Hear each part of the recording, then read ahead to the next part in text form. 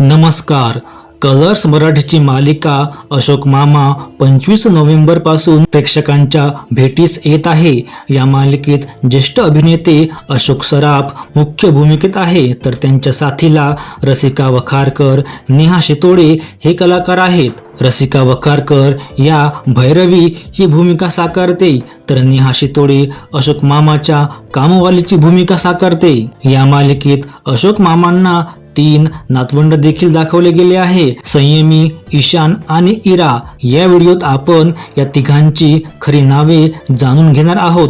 पण तत्पूर्वी एक छोटीशी विनंती, जर तुम्ही अजूनपर्यंत चॅनलला सबस्क्राईब केले नसाल तर लगेच सबस्क्राईब करून घ्या, कारण तुम्हाला इथे मिळतात मालिका विश्वातील नवनवीन अपडेट्स. तर या मालिकेत संयमी ही भूमिका साकारणाऱ्या अभिनेत्रीचे नाव शुभवी गुप्ते आहे. शुभवी गुप्ते ही अभिनेता लोकेश गुप्ते आणि अभिनेत्री चैत्राली गुप्तेची मुलगी आहे.